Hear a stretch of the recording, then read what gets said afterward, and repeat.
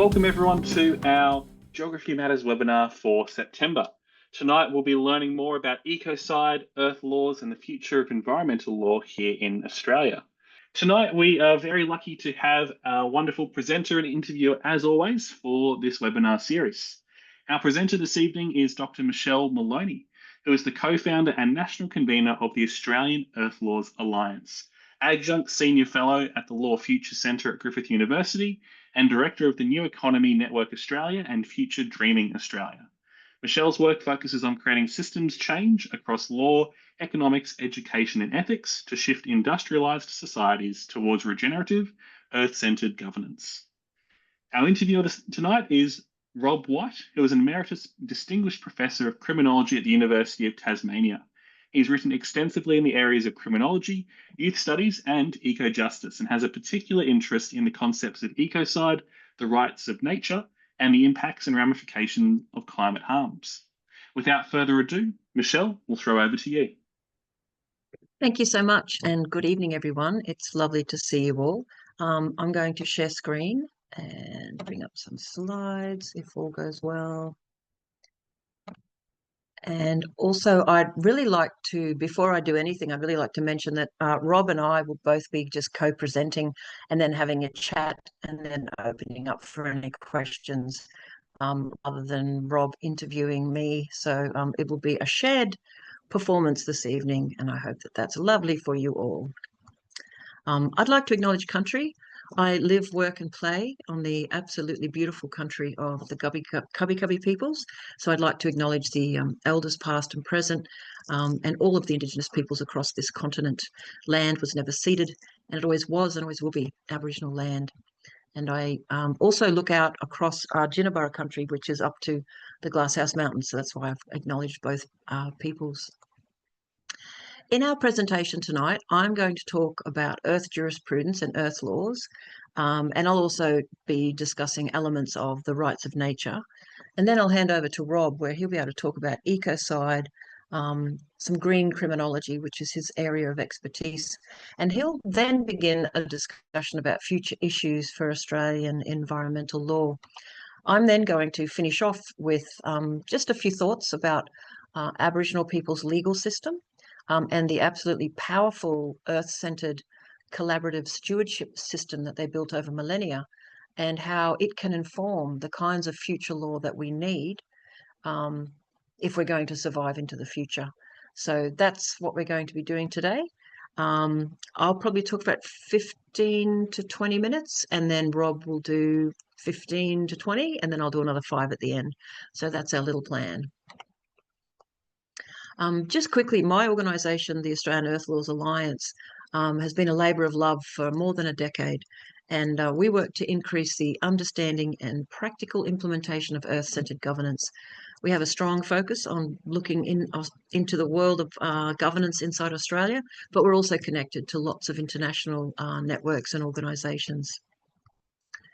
What we're interested in, what we're most passionate about, and why I guess I was invited to be part of tonight, is we're interested in how we can shift our governance systems from the image on the left to the image on the right. The image itself is no stranger to anyone.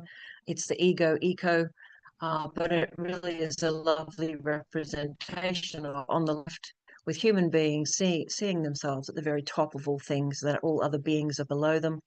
And I often joke that if you look carefully at the people, you'll see it's probably an old white man with a colonial mustache controlling both other beings and women and children.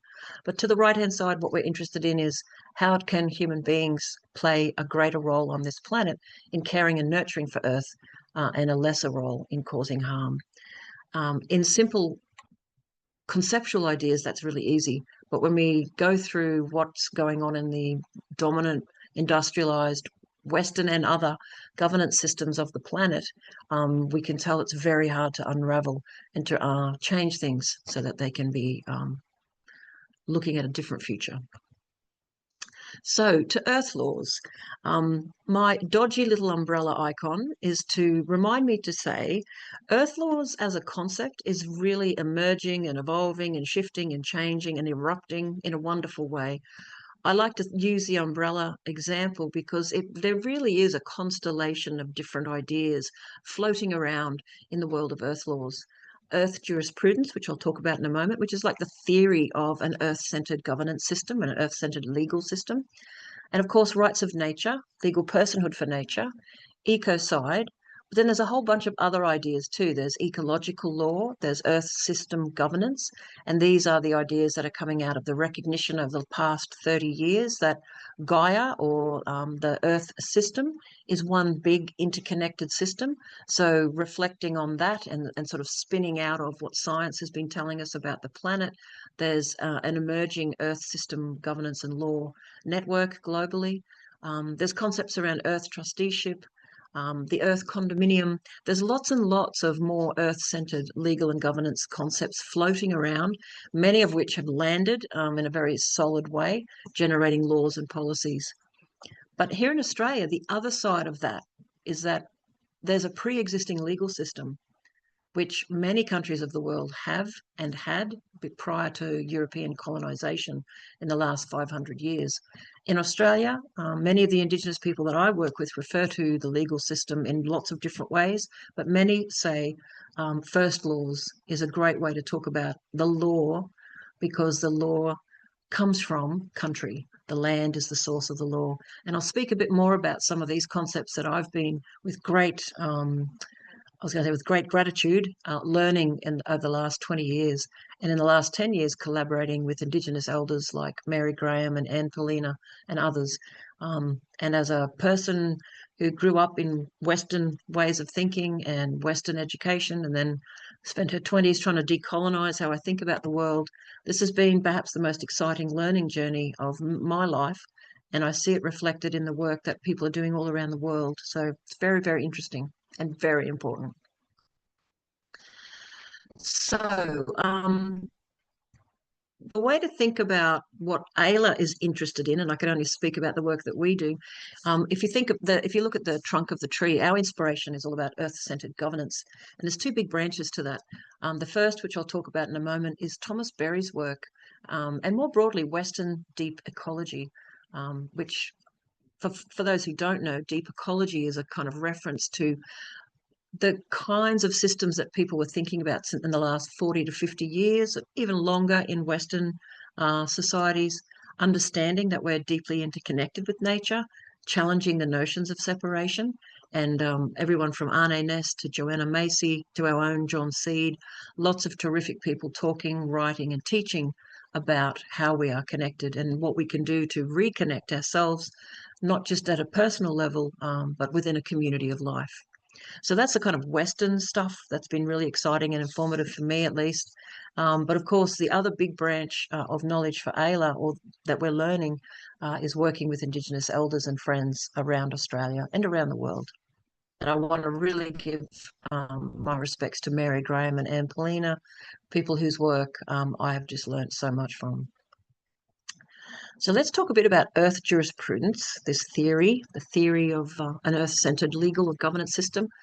We've already kind of touched on what the earth laws family of ideas looks like, and then I'll delve into rights of nature a bit more before handing over to Rob. So if anyone is not familiar with this book and you'd like a cohesive way of analysing how the heck did we get in this big mess of damaging the planet, I found this book a huge but slightly devastating relief to read back when I discovered it only in about 2008. The reason I liked it is I had abandoned the law for quite a few years, working more on programmatic and community development and Indigenous projects. But I went to a conference organised in Adelaide in, I think it was 2009, about wild law. And I met many other people who were inspired by Thomas Berry, and it was just wonderful. And that was the beginning of why we created AELA. But what Thomas Berry gives us in this book is a powerful critique of the underpinning governance structures of industrialised societies. He talks a lot about the US, but it's equally relevant to many countries governed in the sort of style of modernity and the colonial nature of a lot of Eurocentric systems. Berry said that the four fundamental establishments that control human affairs, law and government, economics, universities and education more generally, and religion are all human-centered and fundamentally support extractivism. It's very contentious for some people. We tend to veer away from critiquing religious ideas. We stick with looking at the role of law and government, economics and education. So just a reminder why Thomas Berry in particular critiques anthropocentrism. It's because he saw it as emerging pre-Christian but very dominant through monotheism, and really causing a profound change in the way people saw themselves, saw each other, and saw their place in the world. And as the quote here says, anthropocentrism is, well, the deepest cause of the present devastation is found in this mode of consciousness that has established a radical discontinuity or disconnection between humans and others. And it really is quite different to many other cultures and communities around the world. And the key elements that are so deeply ingrained in the governance systems we still have today here in Australia are about the fact that anthropocentrism reigns supreme in a lot of our legal systems and our beliefs, that we see human beings as the central fact of all good things, and that the earth exists only to satisfy us, and that it must be moved and shuffled around to suit our needs and desires. So again, this idea of the image on the left, which is reflected in everything from the Bible to many mildly outdated animal welfare laws that use animals and their capacity to be like us, to have some kind of human sentience, as an almost grading system. You know, if they're a lot like us, then, oh, that's great, they're highly intelligent, aren't they wonderful? But if they're just a little insect, well, less important. Admittedly, these ideas are changing a lot in the last couple of decades as most enlightened people understand the importance of life on Earth. But these dominant systems are still absolutely governing how political, economic, legal decisions are made in Australia and in other places. So good old growth economics, neoliberalism can be wheeled out. And I won't talk too much about that, but I just love that cartoon reminding us that the way we think about what we're allowed to do and what we should have governs what we do on Earth. How did we get here? And this stuff matters, particularly when people like us inside AELA are thinking about how do we shift to a better system? What other systems have we had around the place? And why did we get to a point where we're causing so much harm? And I won't talk too much about this. In longer workshops, we all have a bigger discussion about it. I often find a lot of younger people point to neoliberal economics in the 1980s, the great acceleration of the 1950s, which I will show a couple of graphs about, to me is a pretty profound shift, the perfect storm in increasing human consumption. But you can also look to the European Industrial Revolution as shifting the way human beings were able to extract resources, and also the pollution that came from that, which is continuing to this day to create our pathways. Others would say that it really started in the 15 and 1600s with European ideas rolling across the planet. And even more people would say, Derek Jensen and other folks would say, really some of the harm began when we started to terraform the planet for agriculture, and we stopped doing a mix of hunting, gathering and small scale farming. I won't talk too much about this. I'm sure many of you have seen it, but the work that our beloved late Will Steffen, bless his soul, we miss him very much, the work that he and many others did on the Great Acceleration. If you've never seen this material, do look it up. It just shows that whilst we did have an increase in consumption and many other things since the Industrial Revolution, it was after the Second World War, perfect storm of high levels of technology coming out of the Second World War, the race for consumer markets from particularly US and other large-scale transnationals, and we've just seen resource use go through the proverbial roof. I won't speak to these because I think I'll run out of time, but it's so interesting to see that dotted line showing everything going up, up, up, escalating rapidly after the 50s. Right, so what's that got to do with law? Well, if you are a nerdy historian like me and you look back across how the legal system emerged in Australia and what the British brought with them when they came here, then you'll know that the Western legal system has been just a construct to support, advocate and protect the kinds of interests who were rolling out extractivism across the planet. Books about the East India Empire, East India Company, lots of terrific books that I've been reading in my historical adventures over the last few years, especially a book called Empire Incorporated, really show that as typically businessmen, old white men, particularly from Europe, went to new colonies, went to new places, rolled themselves out, bringing their laws with them.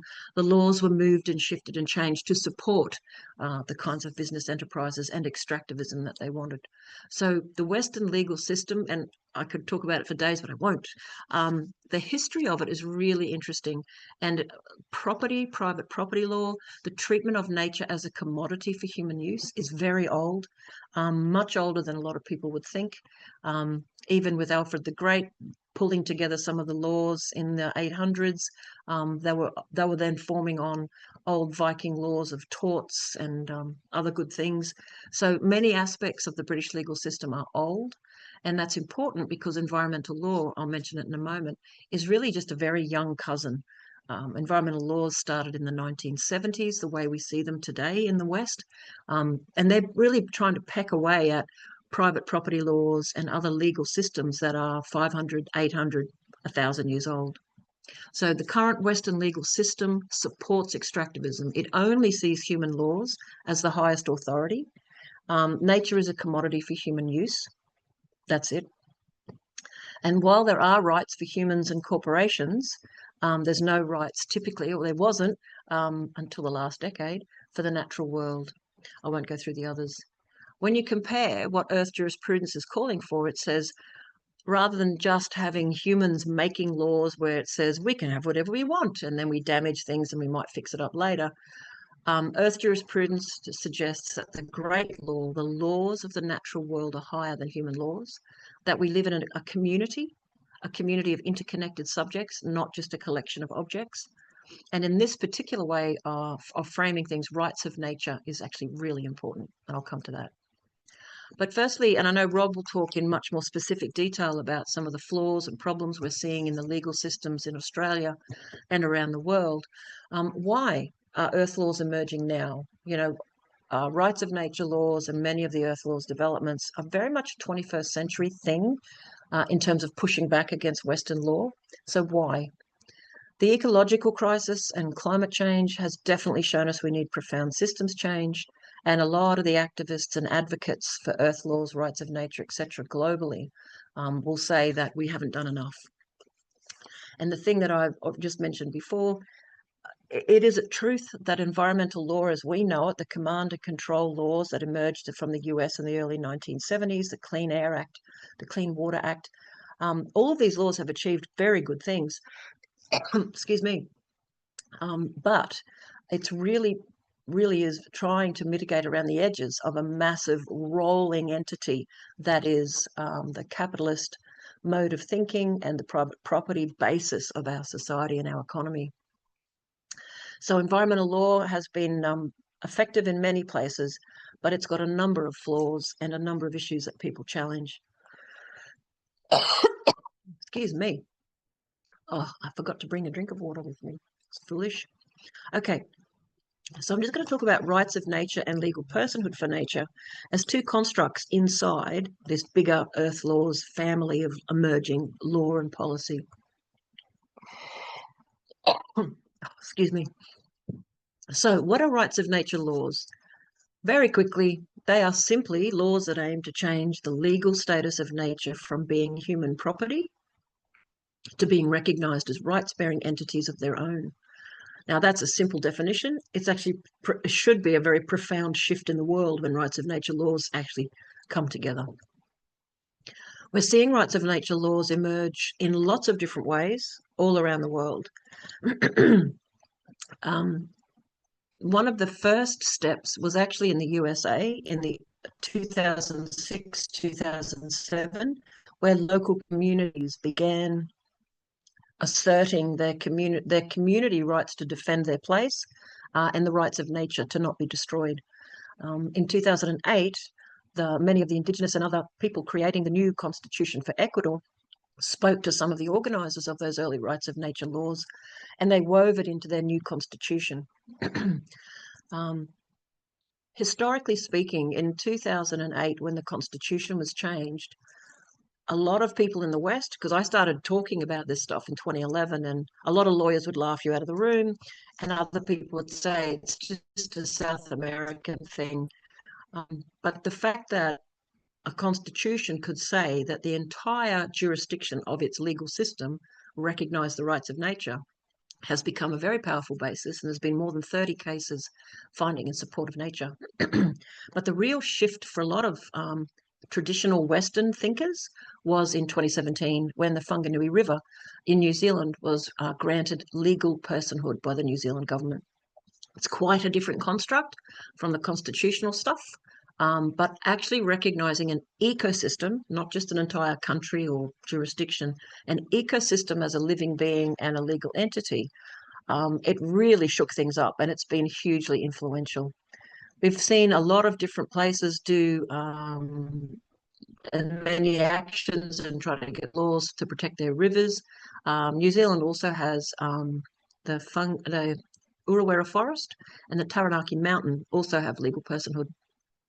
And the Ojibwe peoples in the US passed their own tribal council laws recognising the rights of their wild rice, and have used that to try to stop unwanted developments coming through their lands and destroying both their wild rice and other aspects of their ecosystem.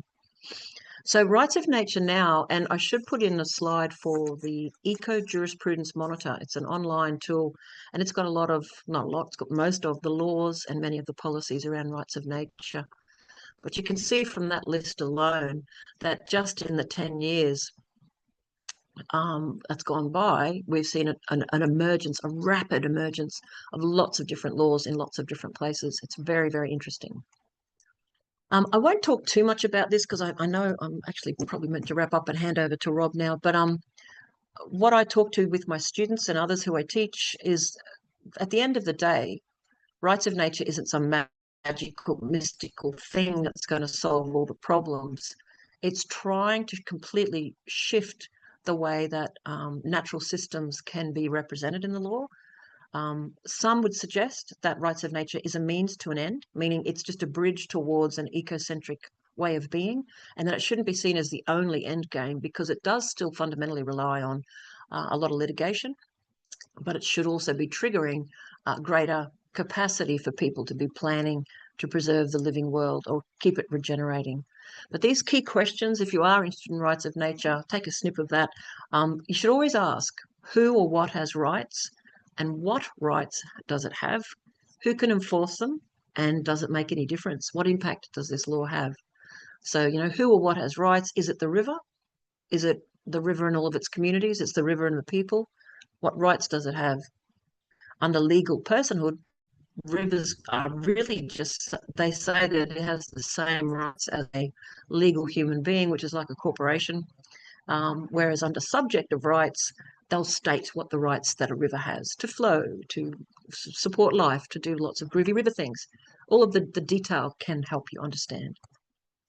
So I might wrap up on this slide, then hand over to Rob. But up this slide, there's a couple of notes on this. So the thing that perhaps I could leave you with as we then move on to Ecocide is that changing the legal status of nature in Western law, if done properly, should be a profound shift and trigger people to think and do differently. It should impose limits on human activities without stopping them, and it should enable a wide range of people or a set of guardians to speak for a system more effectively. What we saw, as I mentioned, was within Ecuador, the rights of nature across an entire jurisdiction is one big branch of rights of nature laws. And whenever rights of nature is actually articulated in a law, you'd call it a rights of nature law. But the rights for a particular ecosystem, or recognising it as having legal personhood rights, it's actually a little different. And like all laws, it's how it's drafted or how it's written or how it's enacted by its people that make the detail of the law relevant. But the simple way to think about it is rights of nature and legal personhood are different things, but they're all trying to achieve this concept here, this changing the legal status of nature in Western law. So we saw rights for an ecosystem with the Whanganui River pop up first, and then subjective rights is both a slightly different way to frame it and something more akin to the systems of civil law, not common law. But interestingly, I'll just throw this at the top. Anne Poelina in some of her writings talks about, well, if we're going to look at the rights of nature, maybe we need to look at the rights of ancestral beings, like the Marawara River and the spiritual ancestor that lives within that river and guides life. And Anne's written some terrific papers on this. But I might stop sharing, and there's so much more you can say about rights of nature, but I'd love to hand over to Rob. Over to you, Rob, to share about Ecocide. Thank you. Thanks, Michelle. I'm going to talk about Ecocide, which likewise deals with the environment, but really it's about how do we protect the environment. And there's been a big push in recent years around this notion of ecocide as basically the ultimate harm to the environment. But I want to go through different types of descriptions of ecocide. And in fact, we'll start with ecocide as a description. At its baseline, we can say that ecocide refers to material harms to specific territories and indeed to the Earth as a whole. So we could talk about climate change and the heating of the planet ultimately as a form of ecocide, because unless we do something urgently and unless we do something substantively, then basically the Earth as we know it will be transformed into something that we can't survive, basically, down the track. But if we start with ecocide as a description, we have a lot of scientific and analytical evidence that tells us that the key harms to the planet today are threefold, sometimes referred to as the triple planetary crisis: global warming resulting in climate change, the diminishment of biodiversity, particular plants and animals, but this is occurring at such an alarming and rapid rate. So it was only about 3 years ago that they talked about 1 million species going extinct, or the possibility of going extinct. They're now talking about 2 million species going extinct. And I want to just pause there and think about the word extinct. Extinct means gone forever. It's an absolute. And it's frightening when you think of extinction as these species gone forever. And the third part of the planetary crisis is pollution and contamination of our air, land, and water. Many of the first versions of the use of the word ecocide and terracide actually came from scientists and from journalists. And it wasn't coming from lawyers, and it wasn't coming from criminologists. Quite funny kind of thing that they didn't want to use the term ecocide because it was too loaded in their terms, that is, legal terms and criminological terms. And yet the journalists were quite happy to use it. The scientists, David Suzuki and others, said, let's talk about ecocide. Let's talk about the destruction of territory and the planet.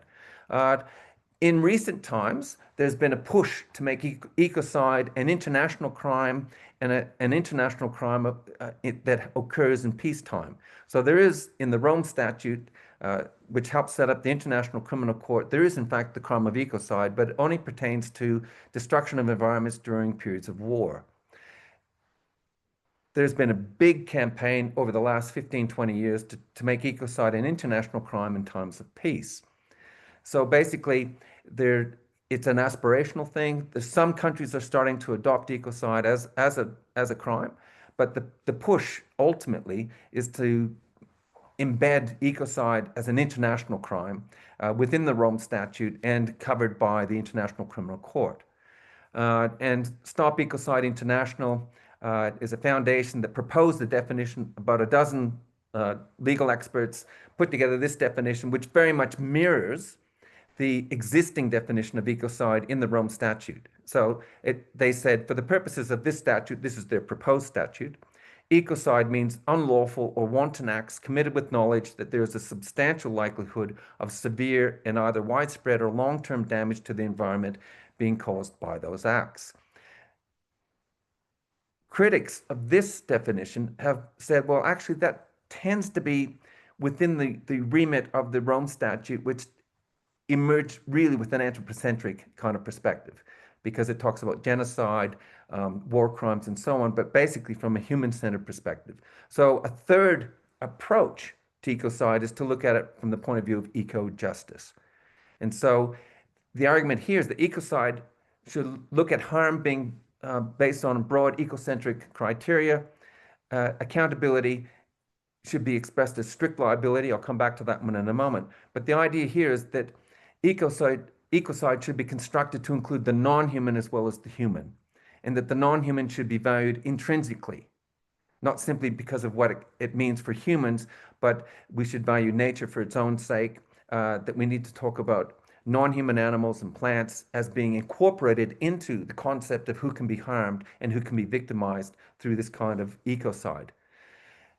Strict liability is a really important concept because basically it says the harm to the planet, to territory, to particular places on the planet is so great that we can't rely on mens rea or the mental element, that we have to rely on the fact that the harm is so great itself. In other words, and the importance of this is that if you're dealing with transnational corporations, it's very hard to prosecute the mental element of a transnational corporation. They have legal personhood, perhaps, but to actually nail in a criminal prosecution a corporation, it's very hard to basically show intent because of the way in which corporations operate and so on. So we go to the notion of strict liability. It says it's the act that counts. It's not the mental element, it's the act itself. And so there are those of us who say that ecocide should be construed as, from the point of view of eco-justice, incorporating the non-human, and it should be prosecuted on the basis of strict liability so that we actually get the perpetrators. Strict liability, again, this slide basically reinforces that point, that it's the act itself is more important than mens rea, the mental element. And as it says here, it can be extremely difficult to prove the mental element in cases involving large organizations, in particular transnational corporations and so on. The work that I do in green criminology is really important from the point of view of saying that, look, what's the context for all this stuff about ecocide? And what green criminology talks about is the importance of talking about power and social interests. So we need to talk about corporate and the state carbon criminals who enable and allow widespread climate-related destruction, pollution, and diminishment of biodiversity. And here we see ecocide on a local through to a global scale, and the importance of power and social interest to this. And that's precisely why we don't have the laws that criminalize these activities at the moment, because basically the laws are written by these actors, by the corporations, by the nation states, and so on. So from a critical criminological perspective, we say, look, we don't necessarily have to go with the legal definition of criminality. Let's go with the harm definition. And the reason we go with the harm definition is because you're talking about powerful elites and the social interests that they are trying to protect. We want to extend the definition of ecocide to include destruction and damage to the non-human. So we want to talk about environmental biotic and abiotic entities such as rivers, trees, animals, birds, and so on, because they too deserve social and legal recognition as they are harmed by specific human actions. The thing about a harm definition of ecocide as well is that it doesn't rely on legal technicalities or narrow definitions such as the Rome Statute and war-related definition of ecocide. The other problem with the Rome Statute and the International Criminal Court, of course, is that some of the biggest perpetrators of ecocide, such as the United States, they're not signatories to the ICC, to the Rome Statute. So they're not covered by the court that would prosecute them. So they don't recognize the jurisdiction of the court. More importantly, in recent times, what Trump has been doing is actually sanctioning the prosecutors of the International Criminal Court and the judges of that court. In other words, it's a full-on attack on that court for trying to do the stuff it's doing. Likewise, the International Court of Justice. So basically, you're having major nations and leaders such as Trump actually dismissing the powers of these courts and so on. What we end up with as well, when we start to weigh up the different definitions of ecocide and so on, is that we're missing what's right in front of our faces.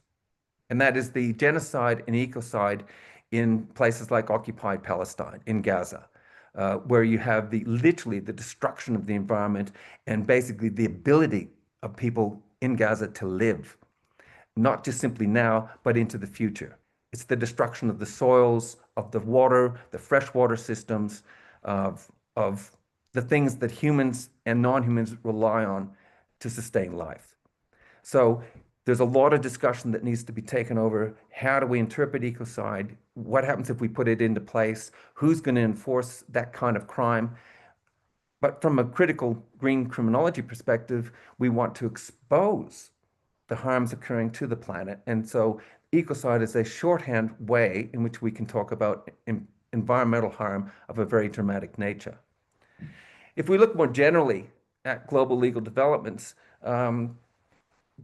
we're not traveling particularly well. We can talk about some of the specific developments that seem to give us hope.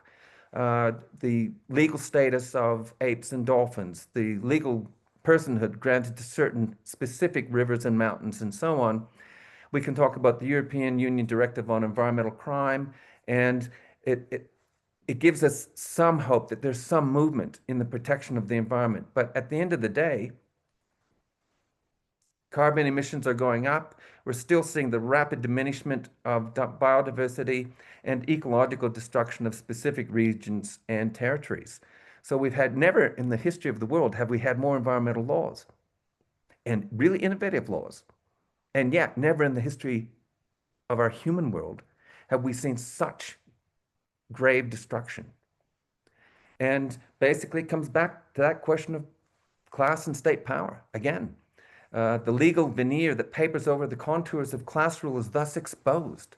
When we look at efforts to curtail the worst excesses of elite control and exploitation, basically they don't give a damn. They ain't got no empathy, and they don't care about the planet or the people of the planet. And this is evident today both in regard to climate change and remembering that we officially around the world, as of 1992 at the Rio Convention, we actually formally acknowledged that climate change was real, that it was human caused, and that it had consequences that we had to deal with. So we've known this stuff for decades, and yet the planet keeps heating up. We also know about ecocide is occurring around the globe, particularly in places like Gaza, the systematic destruction of the environment in defined geographical areas. So these are persisting. So the question is, what are we going to do about it? And basically, at the end of the day, we're running out of time. What is very clear is that we need structural transformation, and that structural transformation has to occur in a rapid time frame. Now, we don't have too much time tonight to discuss all of the implications of that, but basically it means that we have to keep pushing. But what we're seeing in terms of the environmental laws within the Australian context is that our domestic legislation in action is actually inaction. We've seen the derailment of legislation over the last few years through the so-called nature positive reforms, just delay, delay, delay. We've seen the watering down of legislation through the EPBC Amendment Reconsiderations Bill 2025. And we've seen the potential subverting of legislation because of the way in which the safeguard mechanisms are put together for offsets, credit offsets. And so we're seeing the subverting of our laws, derailment of legislation, the watering down of legislation. And at the end of the day, remembering that in the same time period that all this is happening, we've seen the approval of new mines and new gas projects, which are contributing to the global heating. So at the end of the day, and I'll conclude with this slide, we have to say, look, the advocacy directed at those empowered to convince them to change their minds is not working. It's very limited. Yes, we're going to keep doing it. We'll go to Canberra, we'll do some lobbying and so on, but basically it's limited, it's defensive, and it's distracting from the bigger task. And the bigger task is that we must be engaged in activities that are directed towards democratization, put the decisions in the hands of the people, and nationalization, put the decision-making in the public interest. So particularly when we talk about energy, land, and so on. We need to put energy, water, land, insurance, and housing in public hands, in the public interest, and nationalize. People talk all the time about, oh, social media, it's destroying the kids' minds and so on. Okay, take it out of their hands. These billionaires don't give a stuff. So what you have to do is to think structurally and radically, because we don't have much time. And that's basically what we're faced with. We have to engage in structural transformation if we want to save the planet. And I'll hand it over now again to Michelle. Thank you, Rob. All right, let me see if I can do the thing. It's got all manner of buttons popping up here. I won't reflect on Rob's comments. I will just keep going and then we'll have a chat at the end. And I really hope all the grey buttons are disappearing off my screen. Anyway, just to finish, the last slide I actually had about rights of nature was, for those who don't know, in Australia, in 2017, the Yarra River Act, which acknowledged the Yarra River as a living and a complete living being, and was one of the first acts looking at rivers and such, or the natural world, away from native title, that actually used Aboriginal framings, Aboriginal words, and set up the Birrarung Council. I hope I've spelt that right. So it's a little different to rights of nature in that it hasn't changed the legal status of the river, but it's a really important initiative in Australia. Number one, the Victorian government, is taking steps to recognise the river as a living being, not just a sewer or a water supply. Number two, Aboriginal people's governance systems are being respected. And while they can't veto developments and such, the council really is part of what I would consider really vital cultural and systems change by being a voice for the river, by people in and out of the river system coming and going. Many of the developments and such they meet with the council or they talk about their projects. So it's a really important initiative. And I heard a whisper about 6 months ago that Victoria was maybe thinking of recognising all of its rivers as living beings. That would be really interesting. I'll come back. The Australian stuff is really interesting. For the last 10 years, we have spoken to so many community groups who would love to see recognising their local ecosystems or their local council areas as having rights as a solution, as a really important way forward. They also then bump into the heavy concrete, which is the Australian legal system. We have a safe, stable society. That also means we don't change our constitutions very often. It's really hard to make the kinds of legislative reform that many community groups would like to see. But I feel that a lot of the work that they've been doing, community groups out there on the ground everywhere, are chipping away, and they're paying attention to the systems that need to change, and they're doing the work that needs to be done. I just wanted to finish up, and I noted a question in there about, well, what are the solutions? And I would imagine that question certainly came to mind when I was rattling off all the problems. Many people, I'm not a zealot about anything. I don't feel like one thing is going to fix the problem.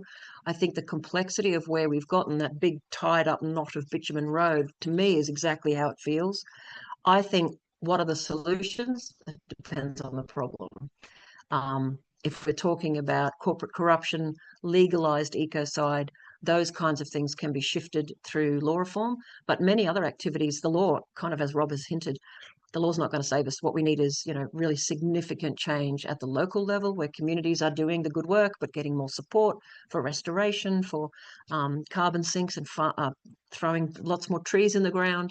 But we can talk a bit more about it later. There's no one single solution. And I get asked this question a lot by young people, like, what should I do? What's the most important?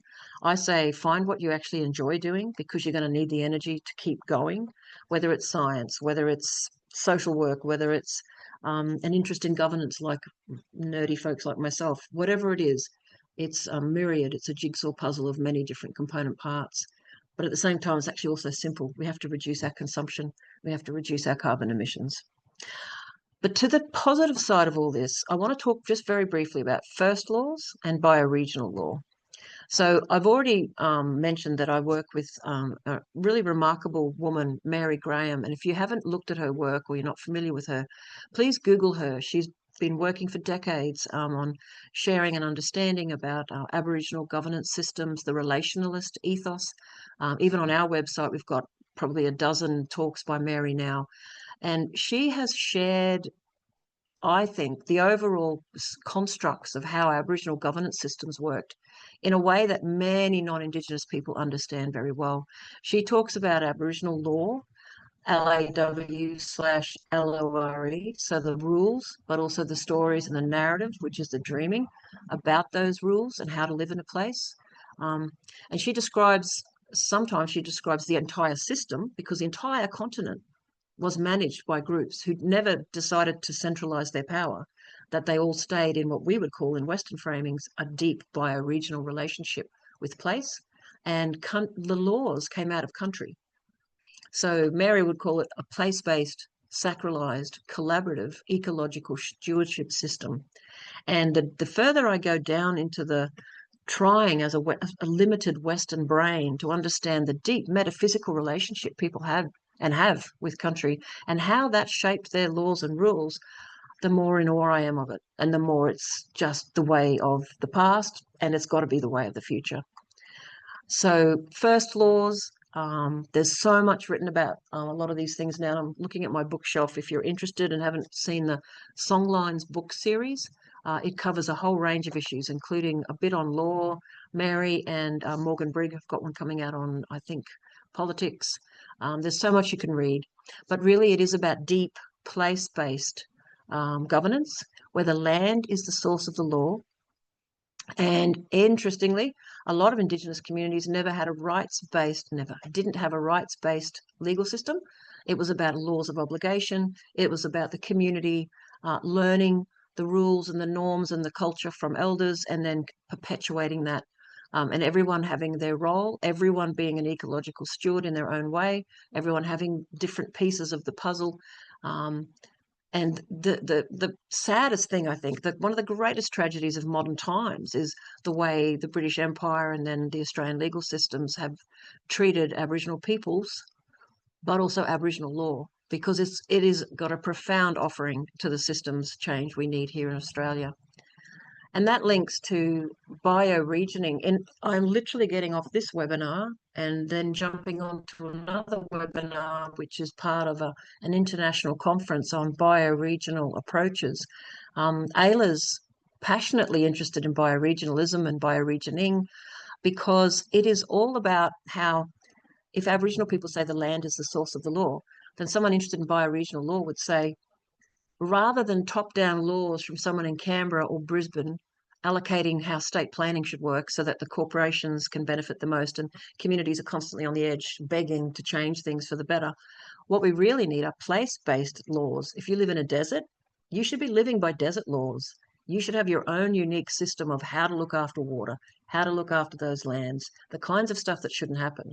If you're on the Barker-Darling River, the law there was always to share water, that water was absolutely sacred and center of all things.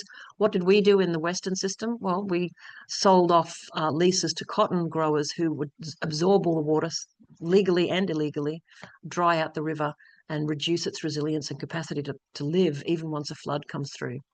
So I'm interested personally, and the work we do inside Greenprints, which is a framework that goes deep into asking the right questions for people in a place to really start to understand that place, and then build out from that local and bioregional worldview what appropriate economic transitions should be taken and how fair and just societies should be built, but within the realm and the loving embrace of the natural systems, rather than just tear it down, do what we want, fix it up later.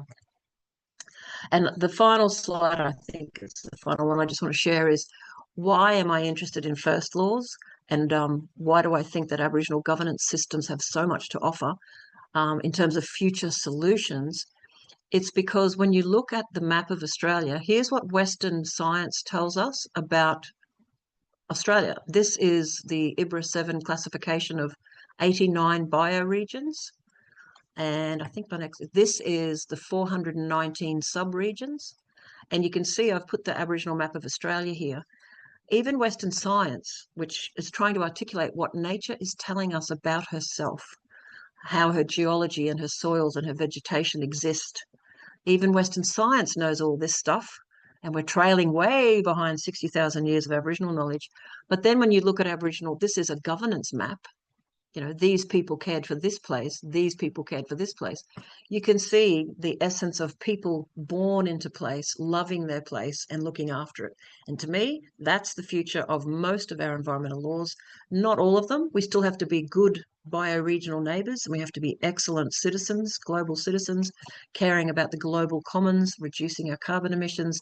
But when it comes to land care, wildlife care, looking after ourselves, building human habitats, our legal system should be constructed by what a place can do whilst still nurturing and supporting the living world. So we're interested in earth laws and bioregioning. We don't have an easy fix for the future, but the work we do, the endless talking, educating, sharing, and funding, permitting community-based projects, is we want to help decolonise law. We want people to rethink constantly clinging to the perfection of an EPBC Act or the state, this, that, or the other act, and really think for a future that has to care for country. And there's so many different ways that Aboriginal law can inform that. But the 96% of the Australian population that's not Aboriginal or Indigenous also needs to take responsibility and reflect on what our culture and our systems can offer into the solutions. And my vision is, this is just one of the photos taken of Aboriginal and non-Aboriginal people working across Australia, and particularly in Northern Australia. In 2024, this photo was taken. What I would love is a legal system that listens to people who understand country, and a legal system that actually supports caring for country, not constantly treating people who want to care for the environment as if they are some kind of strange plague upon the earth. So that's what I wanted to say. And that is one of my favorite creatures in the entire planet, the blue-banded bee. And I thought I'd share that with you. And now I'll stop. And we've got about 5 or 10 minutes for questions if there are any. Otherwise, we will just roll off to our next webinar. Rob, did you have anything you wanted to wrap up with? Oh, the only thing I'll wrap up with is to emphasize the question of ownership is central to much of what we're discussing today. Whether it's private ownership needs to be supplanted by public ownership and collective ownership. We need to talk about the public interest rather than private interest and private profit. And we must talk about who makes the decisions. The decisions have to come from us, the people on the ground up, because as long as it's top down and it's the billionaires who also own everything, then we're not going to have the changes that we require. We have the vision, and the vision very much is the bioregional vision and the First Nations vision. But to get there, we have to deal with those questions of property, of interest, and democracy. Absolutely. And participatory democracy is very different to representative democracy. So just voting for someone every 3 or 4 years and then being shunned out of the system is not an ideal way. And it doesn't build ecological stewardship either. So I couldn't agree more, Rob. I can see there's a couple of questions there, so I might just read them out. So thanks, Erin. She's asked about solutions. I hope that I've addressed that. Many people would say that rights of nature is in itself a huge solution, and that Ecocide is making Ecocide a law, a crime. Not having Ecocide is a solution. Now, Jane has asked, and Rob, you might want to go first on this one. What are your thoughts on the Albanese government's stalling on the EPA and environmental law reform? And where should we lobby, or where should our lobbying be directed for a chance of making it less bad? Great framing. I think it's very disturbing, the lack of action around the environment. I think it's extremely disturbing, the lack of action around climate change, because we're all going to be affected really quickly because we're having a cascading crises and compounding risks, and it's all coming, and we're passing so many tipping points. There's an urgency that we have. We don't have, the lobbying's just not going to work because they're not listening. And so I think that lobbying politicians, whilst it will be part of the toolkit, an activist toolkit, we have to get more pressure at the ground level. And I think it is actually going to have to occur at the local level. But it's going to have to be people on the streets, and it's going to have to be people taking action collectively, because it certainly is not going to happen with a few representatives meeting a few other representatives in Canberra. They're just not listening.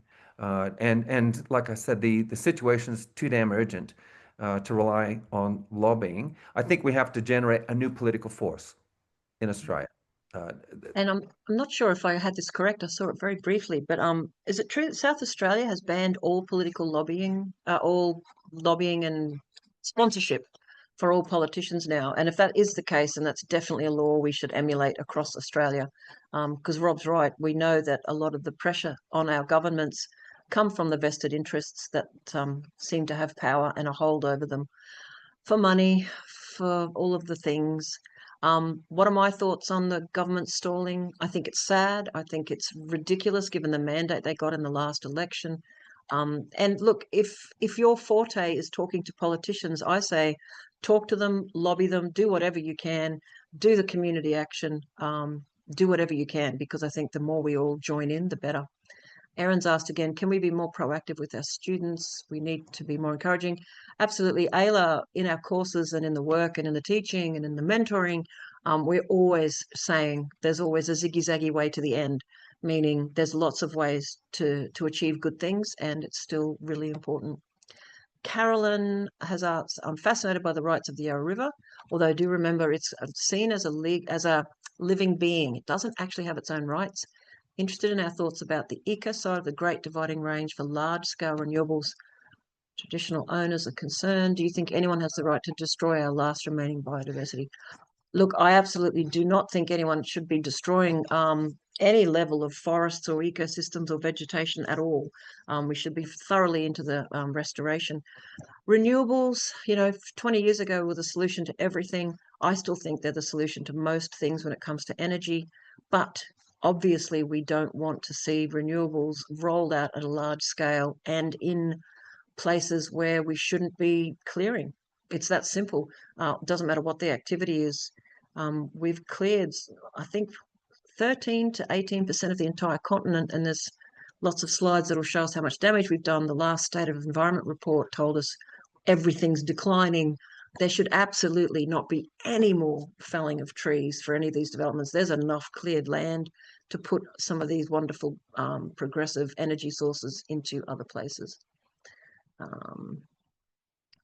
Someone's asked, what is the best way to achieve participatory democracy?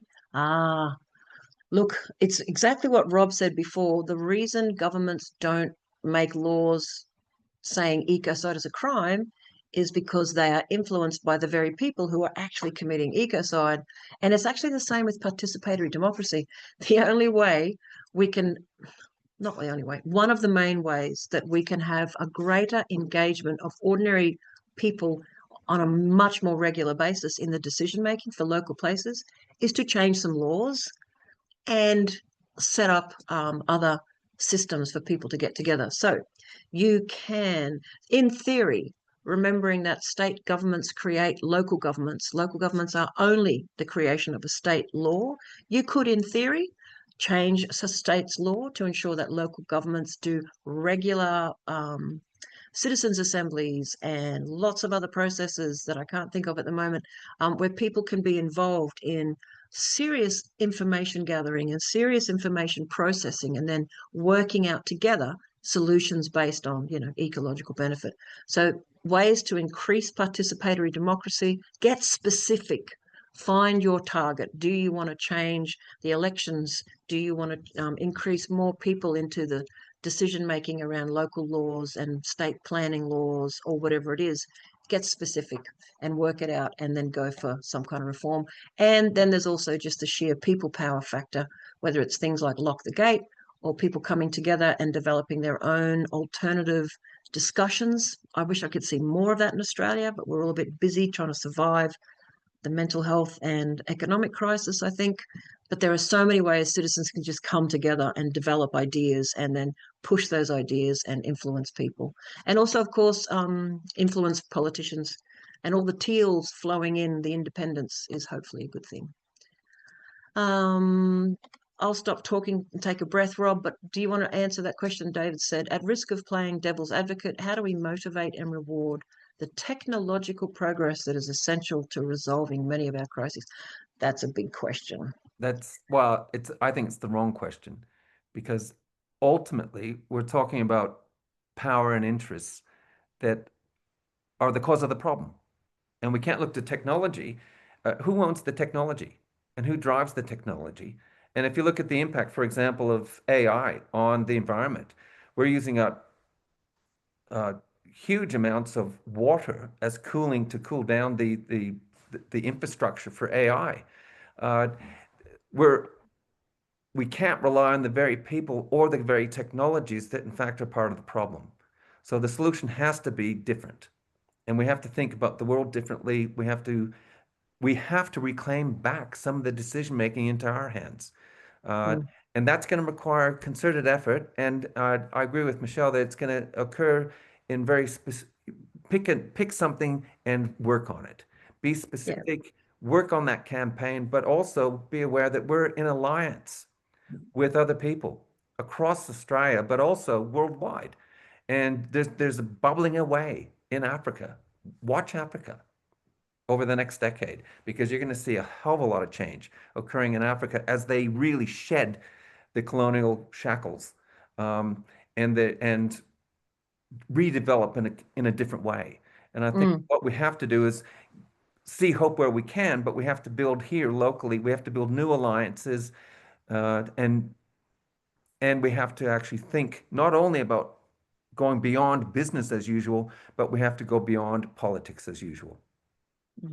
Well, and look, it's a huge issue. I actually did my PhD on the role of law and regulation in reducing consumption, and it puts the whole issue around on a completely different lens, which is, do we need more technology to save us, or do we need to just do less stuff and go back to a lifestyle that was probably great in the 70s and 80s? We had everything we needed, and we didn't have a whole lot more than we didn't need. But anyway, the issue of how much is enough is a profoundly difficult question. It's riddled inside capitalism to want more, to grow.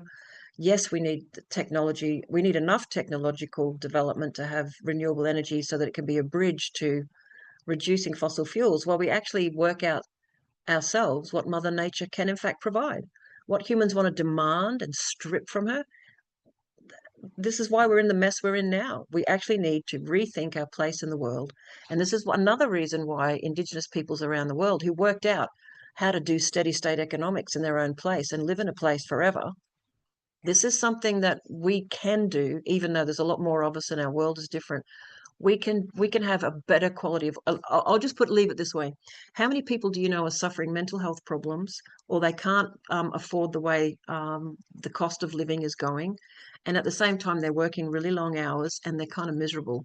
There's a whole bunch of issues around reducing the cost of life, reducing the pressures on human beings, returning to some level of community, having more time together, and wanting less stuff.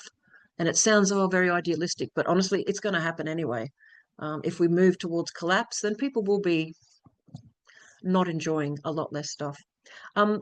One last question from the fabulous Ian Lowe, who I wanted to do a big call out to before. Hello, Ian. Lovely for you to join us. He's asked a question. Do you have any confidence that the revision of our environmental laws will be effective?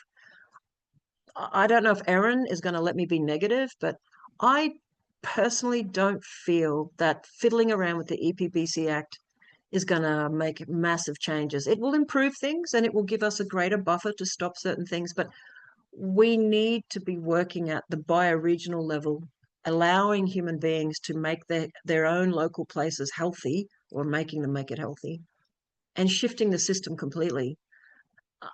And if we can't do that, then at least we need to hammer down the power of state governments to continually fast track developments. We need a ban on all new coal. You know, there's just so much stuff we could do. Does tweaking the EPBC Act or some aspects of state law help? Possibly not. No. But at the same time, if a whole bunch of things happened to those laws, maybe it could be better. Rob? No, that's not the solution. That's a short answer. And the reason why is because our governments are embedded in the political economy of capitalist growth. It's the growth imperative, and it's driven by the people that Trump was having lunch with last week. You know, it's the people with a lot of wealth who are making all the decisions from the top down for their own private profit. So I think that we have to have a new type of politics, a new type of governance. And so I have very little faith in the existing power brokers in Canberra, because they have demonstrated over the last 18 months, 2 years, that they in fact are in the pockets of the big companies, and they're doing stuff that we know is destructive. And I go back to this case that back in 1992, we've had the foreknowledge of the consequences of human-caused climate change. And for any government to not take that seriously today is an abrogation of their basic obligation, and they need to be held accountable. Yes. On an optimistic note, we may not have faith in some of the higher up legal reform that we need, but I have a tremendous amount of faith in the local communities I work with, the people who are out there doing the land care, doing the restoration, putting their ecosystems back together, caring for the wildlife, reintroducing wildlife. And for those having a go at the 1970s, yeah, blah, blah, I picked a number out of the air. We take too much from Mother Earth. The end. And until we can actually wrestle with that as a community, and there's lots of ways we can have community back. People have no community anymore. People are desperately lonely, and they're living in houses they can't afford, that have trashed the world to get here, and people still unhappy. So I think there's the way I would end this is, I think we're smarter than this. I think we should be able to build a much happier, healthier life. And that's, call me naive, but I actually believe we should be able to, as clever human beings, build systems and build lives that are healthier and happier for all. And on that note, I think we're just saying goodbye now, unless John wanted to say fare thee well. Thanks so much, everyone, for sticking with us. We've gone over time, and I'd better dash and get on this other one. John, are you there? I am indeed. Thank you so much, Michelle and Rob. That has been absolutely fantastic. Wish you the best with the next webinar tonight. And to everyone online, thank you for your time. We will hopefully release the recording of tonight very soon. And with that, we'll see you again at another RGSQ event in the not too distant future. Thanks. Thanks, John. Thanks, everyone.